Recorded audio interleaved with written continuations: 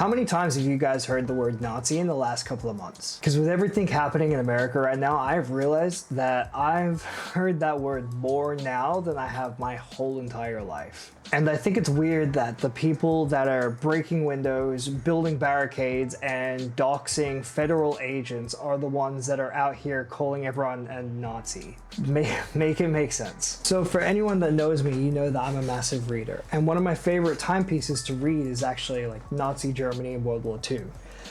So I've read books like The Eyewitnesses of Auschwitz, The Russian Archipelago, Viktor Frankl, famous books, Man's Search for Meaning, and one of my favorite books of all time is Ordinary Men, which is honestly very grim. It talks about how the Nazis turned a bunch of police officers who were just everyday neighbors and civilians into liquidators.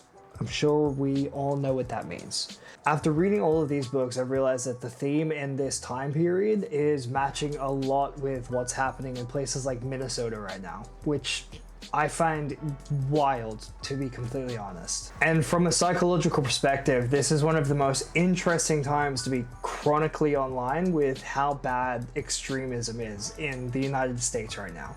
So, how did we get here? So in case you haven't been doom scrolling Twitter or been chronically online like the rest of us, this all kicked off with Trump's big ICE push in Minneapolis. About 2,000 agents came rolling into the streets, and this was all linked from the Somali fraud case that basically siphoned billions of dollars off of child programs. This has led to crowds tailing ICE vehicles, blowing whistles to inform neighbors, swarming federal agents while they're mid-operation. And it got to the point where protesters broke into an unmarked FBI vehicle and started stealing rifles and documents out of it. Oh my God. Oh my God. On camera. Like, what the fuck is happening? At one point, protesters even raided a church to protest because they thought the church was hiding ICE operations. Apparently, the pastor there was also just an ICE agent. But now you have protesters raiding churches. Every rational person that has been watching all of this happen knows that this is insane. But meanwhile, you have the state's own governor calling this police brutality. Take out that phone and hit record. Help us create a database of the atrocities against Minnesotans, not just to establish a record for posterity, but to bank evidence for future prosecution.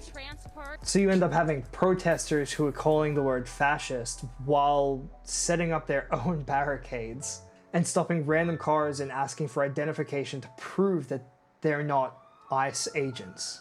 So, anti-ICE rioters have now seized control of the road outside Minneapolis, blocking vehicles to ensure occupants aren't Nazis before allowing them to pass.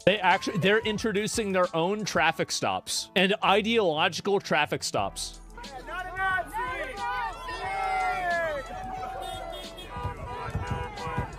Look at it, look.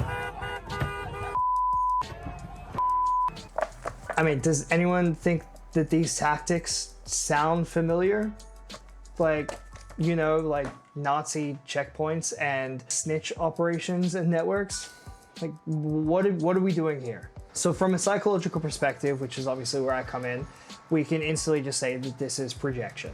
Projection, for those that don't know, is the Freudian idea where you accuse others of something that you're doing. Leftists label ICE Nazis, and then they go onto the streets and swarm like mobs and start raiding people's fucking property. The interesting thing that I haven't really heard anyone talk about yet is Zimbardo's idea of de-individuation. Zimbardo was a famous psychologist. Some of you may know him from the famous prison experiment. But his idea that fits here is when you enter a crowd, you end up losing your sense of self. And you end up doing things that you would never actually do alone. So you see this with window smashing or assaulting officers in broad daylight on the street. For example, I'm sure many of you have met that person who's a total bitch, but as soon as he's in a group with friends, he turns into someone who just starts popping off and starting shit with everyone. He becomes the obnoxious asshole. Now, you might hear on the defense that the protesters or leftists are standing up against a perceived threat. But this is just a cycle of extremism where one side will feed the other and vice versa. And you end up just creating that rubber band effect.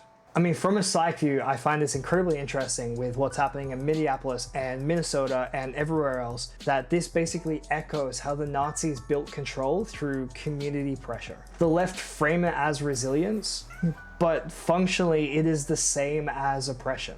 Like Asmongold consistently says, they don't want to stop the police, they want to be the police. Now, you might hear people say that this is an emotional response to ICE arresting civilians and they're just scared and they're acting out. That's ridiculous. It's not. That is a childish, boring answer. This isn't an emotional response. This is extremism causing more chaos. These protesters are acting like revolutionaries. But the second that agents or the government push back, it's all tears and accusations. Again, for example, like looting rifles from an FBI car while yelling that the other side are the violent ones. Where you going? Huh? Are you ICE? No. Do you like ICE? Say ICE! Say it! Say it! You're a your mom's a say it! You Nazi! You Nazi! Like, what the fuck is happening? How the fuck did we get here? Make it make sense. Another thing to think about is every time you use the word Nazi for people who are not Nazis, you cheapen the word.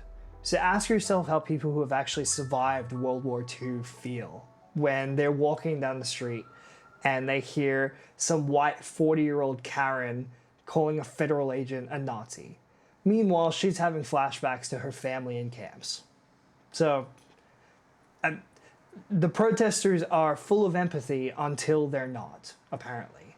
But what do you guys think? Drop a comment, like, subscribe. Tell me what you guys think about this whole mess. I'd love to hear from people who are actually living in the areas that have to deal with this shit on a daily basis. Tell me what you think.